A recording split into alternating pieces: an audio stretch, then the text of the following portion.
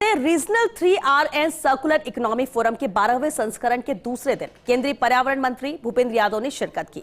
केंद्रीय पर्यावरण मंत्री भूपेंद्र यादव ने सर्कुलर इकोनॉमी के भविष्य और इससे रोजगार पर पड़ने वाले सकारात्मक असर को लेकर विचार व्यक्त किए।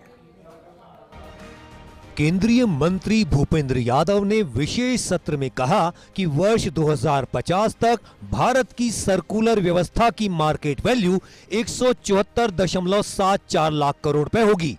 वहीं इससे तब तक करोड़ों रोजगार भी उपलब्ध होंगे। उन्होंने कहा कि सर्कुलर अर्थव्यवस्था 250 साल पहले हुई औद्योगिक क्रांति के बाद व्यापार में सबसे बड़े परिवर्तनों को सामने लाएगी और उत्पादन तथा उपभोग के अब तक चले आ रहे पारंपरिक मॉडल ले लो, बनाओ, फेंको में क्रांतिकारी परिवर्तन करेगी। केंद्रीय मंत्री ने बताया कि भारतवर्ष 2026 में विश्व सर्कुलर इकोनॉमी फोरम के आयोजन के लिए उम्मीदवार है। उन्होंने कहा कि हर साल विश्व सर्कुलर इकोनॉमी फोरम का आयोजन किया जाता है और इस वर्ष 2025 में इसका आयोजन ब्राजील के साओ पाउलो में किया जा रहा है। भारत ने विश्व सर्कुलर इकोनॉमी फोरम 2026 की मेजबानी करने की इच्छा व्यक्त की है। The circular economy may be about to drive one of the biggest transformation in business since the Industrial Revolution 250 years ago. Through a radical departure from the traditional take, make, waste production and composition models, the circular economy could provide a potential $4.5 trillion in additional economic output by 2030 world over. केंद्रीय मंत्री भूपेंद्र यादव ने कहा कि हमारे प्रधानमंत्री नरेंद्र मोदी ने 75वें स्वतंत्रता दिवस पर राष्ट्र के नाम अपने संबोधन में मिशन सर्कुलर इकोनॉमी के प्रति भारत की प्रतिबद्धता को रेखांकित किया तथा भारत की वाहन स्क्रैप नीति को इसका एक बेहतरीन उदाहरण बताया। उन्होंने कहा कि हमने भारत में प्रधानमंत्री मोदी के नेतृत्व में जलवायु पर काम करने को एक सहभागी प्रक्रिया बनाने की आवश्यकता पर जोर दिया है। हमारे लिए सर्कुलरिटी सिर्फ एक बिजनेस मॉडल नहीं है, यह एक जीवन मॉडल है। प्रधानमंत्री नरेंद्र मोदी का पर्यावरण की दृष्टि से संधारणीय जीवन शैली या मिशन लाइफ का आह्वान इसी विचार से प्रेरित है। एक पेड़ मां के नाम अभियान भी एक स्वस्थ ग्रह के निर्माण से प्रेरित है।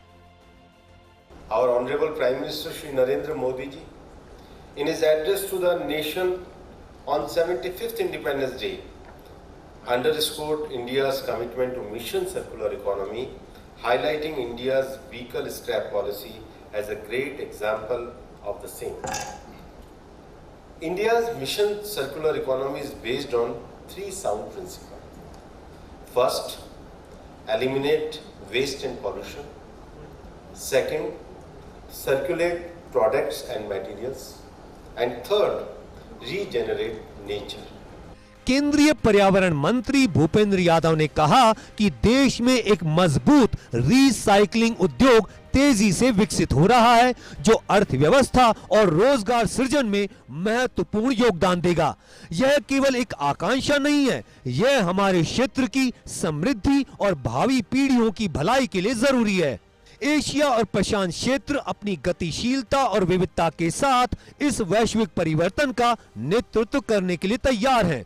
उन्होंने कहा कि पर्यावरण, सामाजिक और आर्थिक आयामों में सतत विकास के लिए हमें राष्ट्रीय आवश्यकताओं, प्राथमिकताओं और परिस्थितियों को ध्यान में रखते हुए सभी क्षेत्रों में 3R और सर्कुलर अर्थव्यवस्था सिद्धांतों को एकीकृत करना चाहिए।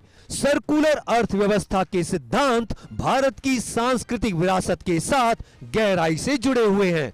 यह वसुधैव कुटुंबकम के प्राचीन ज्ञान में परिलक्षित भी होता है। The principle of the circular economy resonate deeply with India's cultural heritage as reflected in the ancient wisdom of Vasudhaiva Kutumbakam, which emphasize the interconnectedness of all life forms.